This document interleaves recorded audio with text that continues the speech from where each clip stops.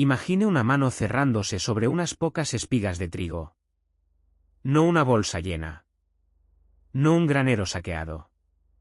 No un carro cargado en secreto durante la noche. Solo unas espigas olvidadas en la tierra, restos de una cosecha que ya había sido retirada por las brigadas del Estado.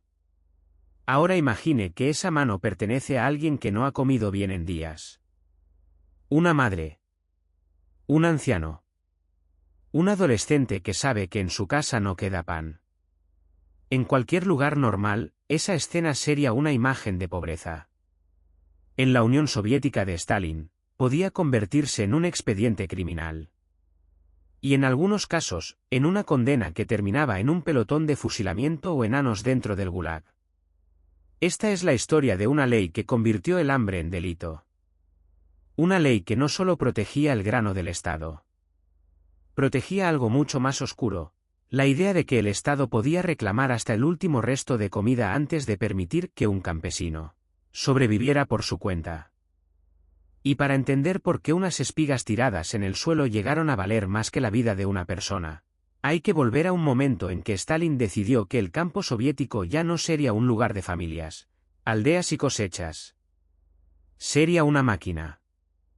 Y quien se resistiera a esa máquina, sería tratado como enemigo. Este vídeo no trata solamente de una ley. Trata de una lógica. La lógica de un poder que podía vaciar los graneros de una aldea, requisar la comida de las casas, cerrar los caminos para que nadie escapara y después castigar a quienes recogían del suelo lo que quedaba. La pregunta no es solo, ¿qué decía la ley de las 5 espigas? La pregunta real es más dura. ¿Qué clase de sistema necesita declarar sagrado un puñado de trigo, mientras millones de personas mueren de hambre alrededor? Antes de la colectivización total, el campo soviético era un territorio tenso, desigual y controlado, pero todavía no estaba completamente absorbido por el Estado. Durante la nueva política económica, la NEP, muchos campesinos trabajaban parcelas, vendían parte de su producción y conservaban una relación directa con la tierra. No era una vida fácil. Había pobreza. Había presión fiscal. Había conflicto entre ciudad y campo. Pero el campesino aún podía mirar un campo y sentir, al menos en parte, que su trabajo tenía una continuidad familiar. Stalin vio ese mundo como un obstáculo. Para él, el campo no era solo campo. Era alimento para las ciudades. Era grano para exportar. Era financiamiento para la industrialización. Era una reserva que el Estado podía exprimir para construir fábricas, comprar maquinaria y sostener el proyecto soviético. El problema era que millones de campesinos no estaban dispuestos a entregar su tierra, sus animales, sus herramientas y su cosecha a una estructura colectiva controlada desde arriba. Entonces el Estado dejó de pedir. Empezó a tomar. La colectivización forzada comenzó a transformar aldeas enteras. Las propiedades individuales fueron absorbidas por granjas colectivas, los koljoses. Los animales, las herramientas y los campos pasaron a formar parte de una economía dirigida desde el partido. En el lenguaje oficial, aquello era progreso. En la vida diaria, muchas veces fue ruptura. Familias que habían trabajado la misma tierra durante generaciones ya no decidían qué sembrar, cuándo guardar, qué alimentar primero o qué vender. El Estado decidía. Y cuando una decisión viene de una oficina lejana, el drama humano puede desaparecer detrás de una palabra técnica. Requisición. Plen. Cue. Producción. Entrega obligatoria. Cada una de esas palabras parecía administrativa, pero en una aldea podía significar otra cosa. Menos pan sobre la mesa, menos semillas para la próxima siembra, menos leche, menos animales, menos posibilidad de sobrevivir al invierno. El poder de Stalin no necesitaba estar presente físicamente en cada casa. Bastaba con que sus órdenes bajaran por una cadena de funcionarios, activistas, policías y comités locales. En cada nivel, alguien tenía que demostrar obediencia. En cada aldea, alguien tenía que encontrar grano. Y cuando no lo encontraba, tenía que encontrar culpables. Y cuando una aldea no aceptaba el ritmo impuesto desde arriba, aparecía una palabra que podía destruirlo todo: kulak. Kulak era, en teoría, el campesino rico. Pero en la práctica, la etiqueta podía caer sobre cualquiera que tuviera un poco más que su vecino, cualquiera que protestara, cualquiera que no entregara lo suficiente o cualquiera que un funcionario local necesitara convertir en enemigo, para cumplir una cuota. La desculaquización no fue una discusión económica. Fue una operación de castigo. Arrestos. Deportaciones. Confiscaciones. Familias enviadas a regiones remotas. Hombres marcados como enemigos activos del poder soviético. Y un mensaje para todos los demás: si el Estado quiere tu cosecha, tu ganado o tu casa, no estás negociando. Estás obedeciendo. Pero una agricultura no funciona solamente con órdenes. Funciona con conocimiento local. Con animales de tiro. Con semillas. Con incentivos. Con familias que saben cuánto guardar para sobrevivir al invierno. Cuando la colectivización destruyó esos mecanismos, la producción se volvió más frágil. El campo perdió experiencia, energía y confianza. Muchos campesinos mataron animales antes de entregarlos al colectivo. Otros trabajaron con desgano porque ya no veían el fruto de su esfuerzo. Los funcionarios enviados desde la ciudad no siempre entendían el ciclo agrícola, pero sí entendían las cuotas. Y las cuotas eran la verdadera ley. Si la cosecha era mala, el Estado podía actuar como si fuera buena. Si el granero estaba vacío, el Estado podía decir que había grano escondido. Si una familia decía que no tenía comida, el Estado podía responder que estaba saboteando al socialismo. En ese punto, el hambre dejó de ser vista como una tragedia. Se convirtió en sospecha. Ucrania ocupaba un lugar central. Era una región agrícola fundamental y también una república con memoria nacional, resistencia campesina y una historia política que preocupaba a Stalin. Brit. Nika resume el Holodomor como una hambruna provocada por el hombre en la Ucrania soviética entre 1932 y 1933, dentro de una hambruna soviética más amplia que afectó también regiones de Rusia y Kazajistán. Pero en Ucrania, la crisis se hizo más letal por decisiones políticas dirigidas especialmente contra ese territorio. Las granjas, aldeas y poblaciones fueron presionadas por requisiciones. Algunas fueron puestas en listas negras. Se limitaron movimientos. Se tomaron alimentos. Y cuando la gente empezó a morir, el sistema no retrocedió con la rapidez necesaria. Stalin no veía solamente campesinos hambrientos. Veía resistencia. Veía nacionalismo. Veía sabotaje. Veía la posibilidad de perder el control. Y cuando un dictador interpreta el hambre como desafío político, la comida deja de ser comida. Se vuelve arma. Aquí aparece una de las claves más importantes del caso ucraniano. Para millones de campesinos, guardar comida era una reacción natural ante una crisis. Para Stalin, esa misma reacción podía parecer una conspiración. Si una familia escondía trigo, no era porque temiera morir de hambre, era porque, según la lógica del poder, quería sabotear la entrega estatal. Si una aldea no cumplía una cuota imposible, no era porque la cosecha había fallado, era porque alguien estaba ocultando producción. Si la gente intentaba salir a buscar pan en otra región, no era desesperación, era desorden político. Esa inversión moral es decisiva. El sistema no miraba primero la necesidad humana. Miraba primero la obediencia. Y una vez que la obediencia se convertía en el valor supremo, incluso la supervivencia podía parecer una forma de rebelión. Antes de seguir, quiero pedirte algo muy concreto. Si esta historia te ayuda a entender cómo funcionaba el poder de Stalin, deja en los comentarios una palabra: espegas. Eso me ayuda a saber que este formato documental tiene sentido para ti. Y si quieres apoyar el canal, suscríbete y activa la campana.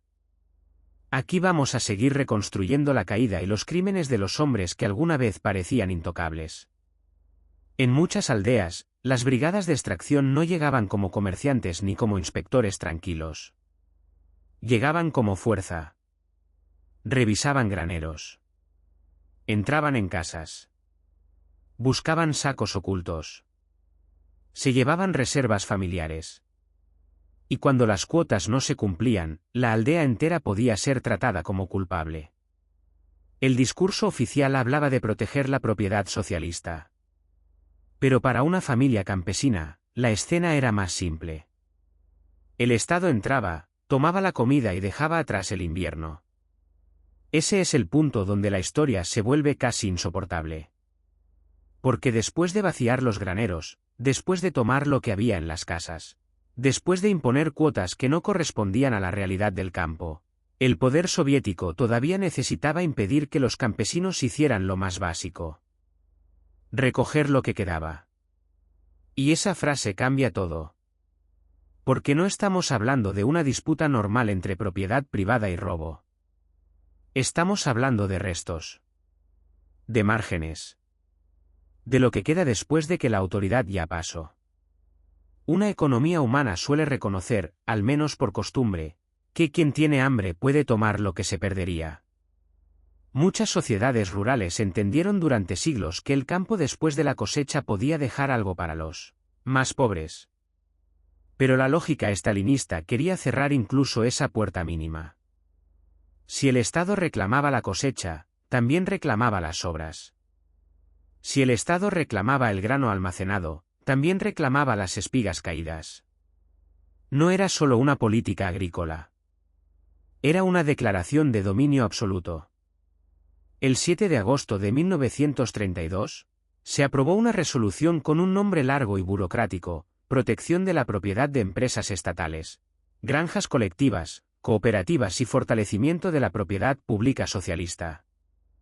El pueblo la recordaría con otro nombre: la ley de las 5 espigas. El nombre popular lo dice todo. No evoca una caja fuerte. No evoca un banco. No evoca una bodega militar. Evoca el gesto de recoger del suelo un resto de cosecha. La resolución convertía la propiedad colectiva y estatal en algo sagrado e inviolable. Y las penas eran extremas: confiscación, largos años de prisión, y en los casos considerados más graves, la muerte. Según el Museo Nacional del Holodomor Genocidio, Stalin impulsó esta resolución el 7 de agosto de 1932, y la ley fue conocida precisamente como la ley de las 5 espigas. El mensaje era transparente. El trigo pertenecía al Estado. Incluso cuando estaba tirado. Incluso cuando nadie lo estaba usando. Incluso cuando una familia podía sobrevivir con él. Lo más inquietante es que una ley así no necesitaba ser aplicada de manera perfecta para cumplir su función. No hacía falta detener a todos los que recogían restos. No hacía falta vigilar cada campo durante cada hora del día. Bastaba con que la aldea supiera qué podía pasar. Bastaba con que una familia conociera el caso de un vecino acusado. Bastaba con que circulara el rumor de una condena, de una deportación, de una sentencia ejemplar. El terror moderno muchas veces funciona así: no castiga a todos, pero hace que todos se imaginen dentro del castigo. Y cuando todos se imaginan dentro del castigo, el campo entero cambia de significado. Ya no es solo tierra. Es evidencia potencial. Aquí está el punto de no retorno de esta historia. La ley no fue creada en medio de abundancia. No apareció en un país donde los graneros rebosaban y unas bandas organizadas robaban por codicia. Apareció en un contexto de hambruna, requisiciones y descomposición rural. Por eso su crueldad no está solo en la pena. Está en el momento. Castigar la apropiación de comida cuando millones de personas están hambrientas no es solo defender propiedad. Es convertir la supervivencia en delito. La persona que recogía espigas no estaba desafiando al Estado con un manifiesto político. Estaba intentando seguir viva.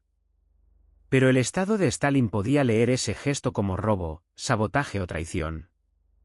Y cuando el hambre es tratada como traición, cualquier hambriento se vuelve sospechoso. Ese detalle explica por qué la ley golpea tanto cuando se cuenta hoy. No exige que el espectador entienda toda la burocracia soviética. No exige memorizar nombres de comités, decretos o regiones administrativas. La escena se entiende de inmediato. Alguien tiene hambre.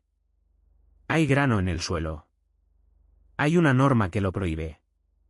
Y detrás de esa norma hay un Estado dispuesto a convertir el gesto en delito. La historia entera cabe en esa imagen. Por eso es tan fuerte para un vídeo documental, porque el conflicto visual ya contiene la tesis moral. Las cifras disponibles muestran la escala del castigo. El Museo del Holodomor cita datos publicados en Pravda en 1988. En menos de 5 meses después de la aprobación de la ley, 54.645 personas fueron condenadas bajo sus artículos, y 2.110 recibieron sentencia de muerte. Son números difíciles de procesar. Porque detrás de cada expediente había una escena menor, doméstica, casi invisible. Un saco. Un puñado. Una bolsa escondida. Unos tallos. Una acusación. Un funcionario. Un tribunal. Y después, el silencio. En algunos casos, la pena no era la ejecución inmediata, sino años dentro del sistema de campos. Pero 10 años de trabajo forzado, en la realidad del Gulag, no era una simple condena administrativa. Podía ser una muerte lenta. La ley funcionaba como advertencia para todos. No solo castigaba a quien era detenido. Educaba al resto de la aldea en el miedo. Y también educaba a los funcionarios. Les mostraba que la compasión podía ser leída como debilidad. Que cerrar los ojos ante una familia hambrienta podía ser interpretado como falta de celo revolucionario. Que aplicar la ley con dureza era una forma de protegerse a uno mismo. En una dictadura, el miedo no solo baja desde arriba hacia abajo. También se mueve horizontalmente. El vecino teme al vecino. El funcionario local teme al funcionario regional.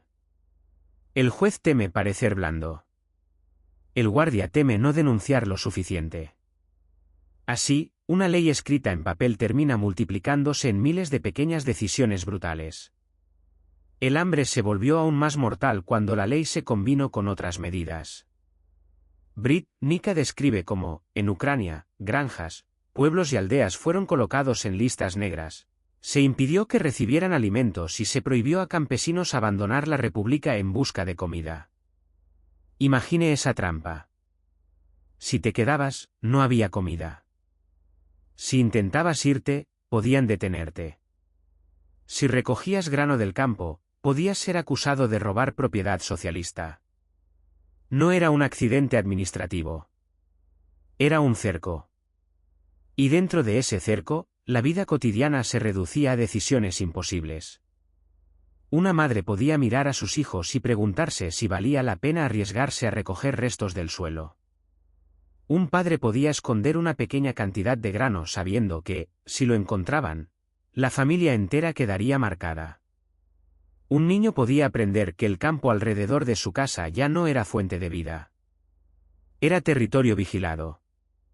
Las listas negras reforzaban esa sensación de encierro. Una comunidad marcada podía quedar aislada de suministros y comercio. Los lugares que no cumplían las entregas eran tratados como si su hambre fuera merecida. La política no solo quitaba comida. Quitaba salida. Quitaba futuro. Quitaba la posibilidad de explicar la propia situación sin ser acusado de mentir. Por eso, cuando se habla de la ley de las 5 espigas, no conviene verla como una norma separada, flotando sola en la historia. Era una pieza dentro de una arquitectura mayor. Requisiciones. Colectivización. Deportaciones. Listas negras. Restricciones de movimiento. Propaganda. Silencio. Cada elemento empujaba en la misma dirección, Hacer que la comida pasara antes por el Estado que por la boca de quienes la habían cultivado. Hay leyes que buscan regular la vida. Esta buscaba dominar el instinto. El instinto de comer. El instinto de guardar. El instinto de proteger a los hijos. El instinto de no dejar que el alimento se pierda en la tierra. Por eso la ley de las 5 espigas es tan poderosa como símbolo. Porque resume el estalinismo en una imagen pequeña. No hace falta mostrar un gran desfile militar. No hace falta mostrar una sala del Kremlin. No hace falta mostrar mapas enormes. Basta ver una espiga en el suelo y un guardia observando. El poder total no siempre aparece como un tanque. A veces aparece como una norma que dice, eso que necesitas para vivir no te pertenece. Y esa norma no necesita gritar. Puede estar escrita en lenguaje frío. Puede estar archivada en una oficina. Puede tener sellos, firmas, artículos y justificaciones. Pero cuando llega al campo, deja de ser papel. Se convierte en miedo antes de agacharse. En duda antes de tocar una espiga. En una madre mirando alrededor antes de decidir si arriesga su vida por algo que, en otro mundo, nadie habría llamado robo. Mientras el hambre avanzaba, el silencio oficial era parte del mecanismo. Nika recuerda que las autoridades soviéticas negaron y silenciaron la hambruna, y que durante décadas el tema quedó reprimido dentro de la memoria pública soviética. Ese silencio también mataba. Porque si una tragedia no puede nombrarse, tampoco puede detenerse. Si no hay hambruna, no hay auxilio. Si no hay víctimas, no hay responsabilidad. Si no hay crimen, solo quedan expedientes. Y eso fue lo que el sistema produjo, expedientes sobre personas hambrientas, mientras en las aldeas la gente moría. La propaganda podía hablar de progreso, de industrialización, de victoria socialista. Pero en el suelo del campo quedaban espigas que nadie podía tocar sin miedo. Ese contraste es lo que vuelve esta historia tan cinematográfica y tan difícil de aceptar. Arriba, el lenguaje era grandioso, planes quinquenales, futuro socialista, construcción de una nueva sociedad. Abajo, la imagen era mínima, una persona agachada, mirando si alguien la ve, intentando levantar del suelo un poco de alimento. La distancia entre esas dos imágenes revela el verdadero rostro del poder total. No basta con controlar los discursos. No basta con controlar los periódicos. No basta con controlar las fábricas. El proyecto quiere entrar también en el gesto más elemental, comer. Y cuando el poder llega hasta ahí, ya no está gobernando solamente un país. Está intentando gobernar el instinto. La ley de las 5 espigas no fue la única herramienta represiva de Stalin. No fue el único decreto cruel. No fue el único mecanismo que envió personas al Gulag. Pero tiene una fuerza especial porque reduce toda una época a una contradicción brutal. El Estado que decía construir un futuro para los trabajadores podía condenar a un trabajador rural por recoger comida. El régimen que hablaba en nombre del pueblo podía tratar a una aldea hambrienta como enemiga. El poder que prometía acabar con la explotación podía convertir el hambre en prueba de culpabilidad. Y ese es el núcleo del vídeo. No se trata solamente de Stalin. Se trata de lo que ocurre cuando un sistema político decide que su plan vale más que la vida concreta de las personas. Cuando el número de toneladas importa más que el cuerpo que cae. Cuando la cuota importa más que el invierno. Cuando una espiga deja de ser alimento y se convierte en propiedad sagrada del Estado. Tal vez por eso esta ley sigue siendo recordada con un nombre tan simple. 5 espigas. No porque fueran exactamente 5 en cada caso. Sino porque el nombre captura la desproporción. Un Estado gigantesco frente a un puñado de grano. La maquinaria de Stalin frente a una familia hambrienta. El código penal frente al instinto de sobrevivir.